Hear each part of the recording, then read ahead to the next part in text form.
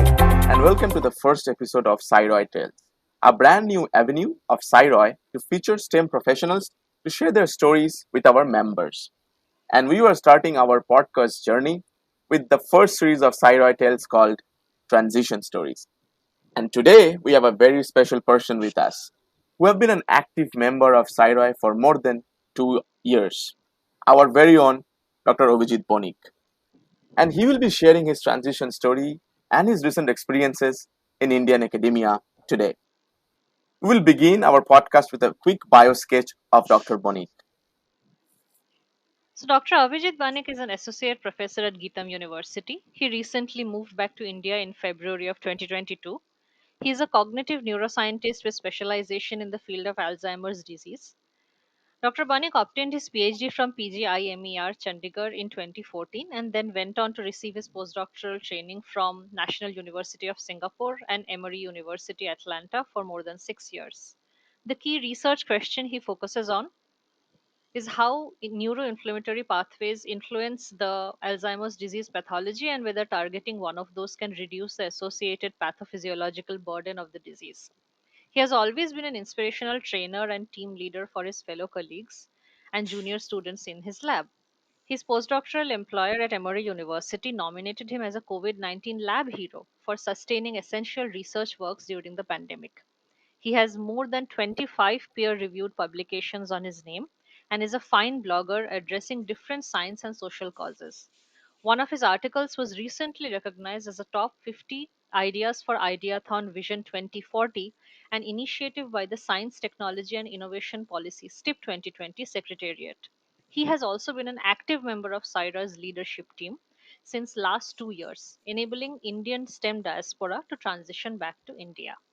Hi, Avijit, and welcome to the first episode of Sci-ROI Tales. Thank you, Ananya, and thanks, Kaustav. I'm really excited. So let's begin. So your journey with Cyroy has been for the last 2 years, as we just heard.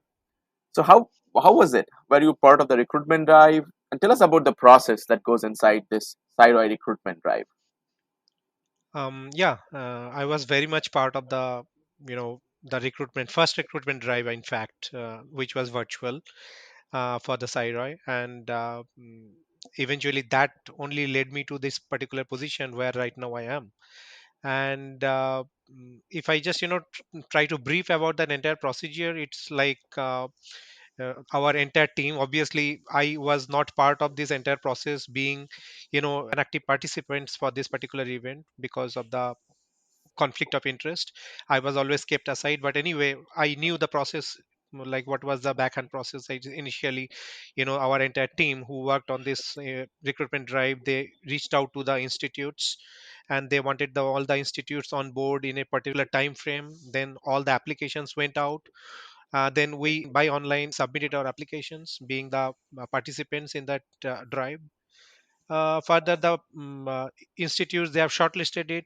They have called us for interview. There was a direct interview further after 1 or 2 rounds, and then like I received my offer letter within almost 2.5 months.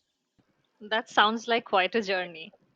So, coming to our next question, what kind of planning went into your move? Because we all know that moving from one continent to another is such a uphill task. So, what kind of planning did you do? If you can tell us a little bit about that. Yeah, indeed, it really needs a plan.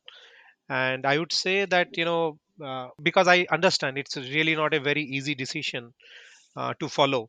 And probably I would say a timeline of 1.5 to 2 years uh, behind this entire process goes into. Now when I say this, because many a times we really don't know what we want to do in the career, or sometimes we are little perplexed with the different opportunities we have in our hands. So being said that, I also was very much in that dilemma sometimes. uh, at one hand, I had a decent and stable postdoctoral position in Emory University. At the same time, I knew probably if I want to go into another institute with related to neuroinflammation or some other aspects of neurodegeneration, I could very well go into another postdoctoral position. But then I thought, like, if at all I want to go back to India, then what would be the good time? And I was just attending some of the events, and that's where like one of the directors of an IIT, he said, I still remember, that is buzzing in my ear till now. He said that when you think that you are ready for the transition, you are already late for it. So then I realized that probably you are never ready actually for that transition move, and you should not be waiting for that particular title in your job. You should not be waiting for that particular publications to happen, and it has to be just continuous process. And I would say networking, which is another important aspect behind this transition. And obviously Sci-ROI has been one of the building blocks. India Bioscience is another one. STEM peers, the Facebook group where we have received lots of informations. And being a part of Sci-ROI, I have been living this entire exercise, like how this entire process of transitioning takes place. And all I can say is, like, you have to attend those different networking events as much as possible. You have to be visible and improve your research idea with every single applications. And that's what, like, you can never feel that you are ready. You have to just continue this journey, and the earlier is the better you plan. That's a lot of work. So let's ask you something different. So you have already moved to India. So what are the sort of decisions that I had to take before this move? Like, how did you were mentally prepared yourself before this move? Yes, I mean, as I said earlier, it has been a challenging decision. But when I realized that, okay, I really want to go back, I backed my intuition, and then I decided that, okay, I should be moving and going into that direction, planning and preparing myself. And while saying so, age could be one of the factors, because many Indian institutes, although on paper they might say that it is flexible these days, but many a times you'll have to understand that many young postdoctoral fellows will be also simultaneously competing for that particular position. And if they have a better, or at least in parallel to your experience, then I guess they would always choose or prefer a younger faculty in an institute, because they would get more number of professional years from them. So being said that, I would say that the first thing is, like, you have to be open to your postdoctoral PI, so that you can let him or her know about your intention through transition, because that always helps. It actually reduces lots of dilemma that you have already informed him or her, because you don't want to burn the bridges, and you want to carry out that particular collaboration to the institute where you want to join in India. Then finally, you should give your postdoctoral project to a meaningful conclusion also, because you don't want to leave your PI unhappy, because you have been working on that particular project, which is very close to your heart. You are passionate about it. You want to have some publications out of it, and they will be eventually helping you out in your future applications as well, or in future transition or promotions in your journey. Then I would say that ask to your PI for the future collaborations. You never know. So many PIs, they are very helpful. And when I moved back, I definitely talked in breadth to my PI that, okay, whatever I am doing right now, a part of things whether I can do in my uh, independent career. And he was pretty open. My PI, he said that yes, he will be helpful, even because I was working on those small molecules behind some neuroinflammatory pathways. He said that he is open to ship some molecules to me which could be tested in the animals or in the cell culture model what I am planning to establish here. Then making a visit to the institute if you have already received an offer letter, I think that is very helpful to learn about the work culture, about the atmosphere, and about the current facilities in that particular institute. Like, let's say in my case, I visited GITAM University at least 4 to 5 months before I joined, and I always had a tour of the facility, and I realized, like, what are the challenges I'm going to face after joining, and what are the probably some of the benefits I would be getting. And what else? Maybe a part of your personal planning, like if your wife is working outside India, then probably that also another challenge, like how you want to find another a suitable job, because you have to understand that in my case, my wife was working in US and she had to leave that and then come here with me in GITAM without knowing much of the future prospects. A big thanks to her, but yeah, I mean, eventually we could work it out. And many times you would see that your host institute only will be very flexible and giving you the opportunities to accommodate your spouses as well. And then finally, the education of the child, that is another important aspect. I have an 8 years old son, so moving from an American educational system to Indian, I was always perplexed about it, but it went on well. Trust me, I mean, it's really not that much difference, and he is really doing well so far in one of those schools here. So yeah, those are the points probably you should be keeping in mind. That is a lot to think about, clearly, for a move, especially one with a family and a small child. So, for all your information, what did you rely on? Because there is so much information out there, good, bad, ugly. But for your job and you're moving back, where did you get all your information? Yeah, I mean, that's a tricky thing to answer because I don't think you can plan for this. It has to be, uh, I would say, serendipitous. And the more and more you are in the uh, outside, and let's say in the social media, or like you are networked with many friends, that really helps because these days all the job postings are quite visible these days.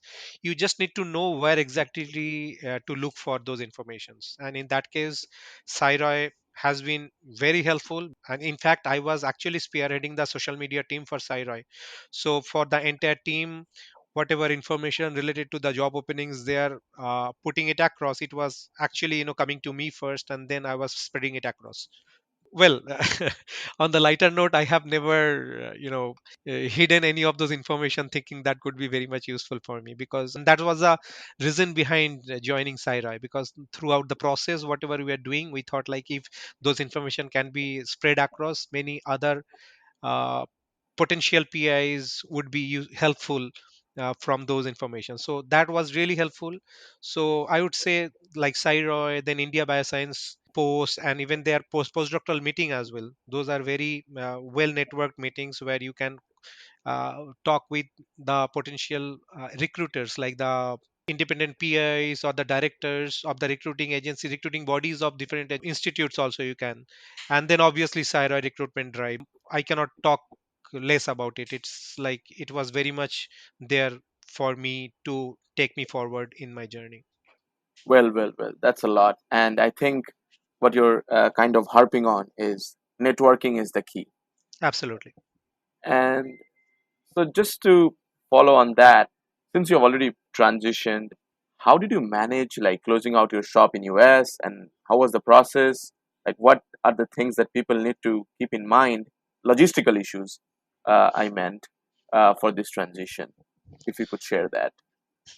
Yeah, I mean, that was really not too much, I guess. I initially was a bit scared about it, but when I actually went through the process, I realized it's not that too much. And probably I was excited about my return, and that took up lots of my energy. Um, but yeah, I mean, some of the things to keep in mind is like, I would say, just set a deadline 15 days earlier than your actual move out date. And few things in the institution where you are currently working is like, you always should take the electronic backup of all the materials or information what you have, so that you have the access, obviously with prior permission from your PI, so that you are all on the same page. Because many times you will be end up working on different manuscripts even after leaving the postdoctoral position. And then the institutional email ID, which I was really scared about, because when I talked to my HR, she said that it will be active only for 3 weeks, and I think that's the norm pretty much in all different universities, like in between 15 to 30 days it will remain active. So maybe look for those important emails, whatever you might think that you could have or you should have the access to, just forward them to your personal email IDs, those important information which might be required, because after that you won't have the access to that. Tax is another important issue which will be coming and bugging you even after you leave the country. And you should be well aware about that, because probably in middle of the tax year you are leaving the country, and next year also you'll have to submit a tax return. And in that case, like, I always talk to my tax lawyer, and he said that okay, you have to also have a active bank account in US, and because you are leaving the country later, you cannot close it, because to close an bank account, you have to be personally or physically present in the bank branch. And that's when he gave me a tip that probably you should add a friend who is very reliable and very close to you, so that could be a joint account, so that that friend is very much there in US for you. And then once you are done, let's say after a year or so, once you're done with all your transactions, your friend on behalf of you can, go to the branch and close it for you. That was pretty helpful. I did so. Leasing agreement, obviously it just comes in place. Like sometimes if it is not at the end, maybe you'll have to co-lease it to someone. And then I would say for a couple of months you can keep your cell phone active, so the many times you might receive those OTPs and all. Selling the household stuff was really not that, it was pretty much fun, I would say. And obviously sorting the luggages. And since we have, like, my family have been moving from last 15 years from here to there, I really didn't find it very challenging, because I always felt that I'll have to come back someday to India. So thinking that we never increased our luggage load, staying in US for last 4.5 years. So that helped. So that, like, at the end, it was a bit easier for us what to not take and what to take. Yes, that's good because you came to this country with two suitcases and then it expanded and then you have to again shut down and go back to your country. That's good. It was like information from horse's mouth, and thank you, Abhijit, for doing this. Yeah, so what are some of the roadblocks you faced when you were moving?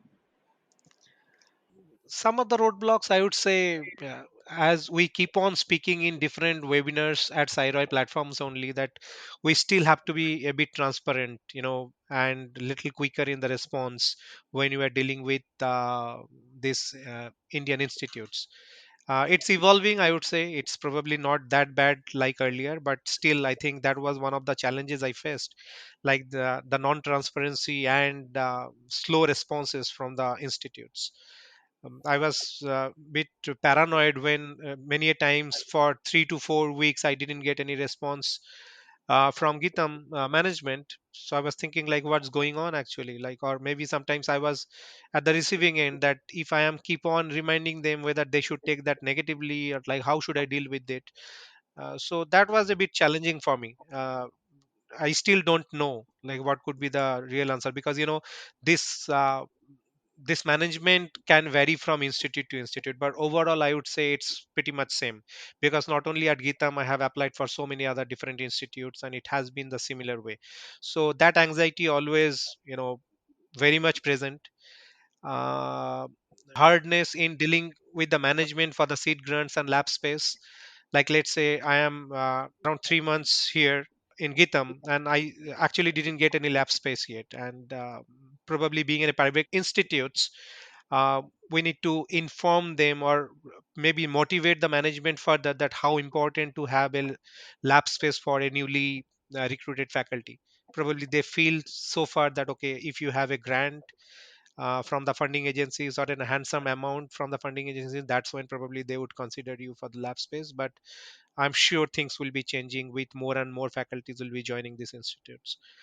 And the another issue, probably, like, I was really not sure that how the pandemic situation in India, how we will react to that, like especially the child's vaccine. So that also was one of the reason behind my delay to leave US, because I was waiting actually for my 8 years old son to receive the vaccination. That's when, like, he received it in, I think, November, couple of months before we left US. And when I speak today, actually we received the news today that the Covaxin has been granted for 6 to 12 years old in India.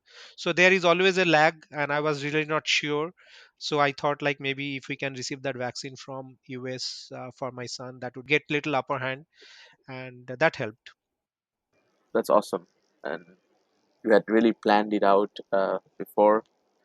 Um, I would say, like, how did Sci-ROI as a whole help you in this move and getting you a position in academia and in India? Oh, it's huge. It's just huge. I mean, the more I say and the more I thank Saira, it would be always less, because it has given me a platform where I learned lots about the leadership qualities. I learned a lot about networking. And the other day, when I was actually, talking to some of you in our Sunday meetings, Mhm. like I actually learned the art of social media, like how in a limited number of words you basically remove the junk and keep the gist what is required for transmitting the actual information.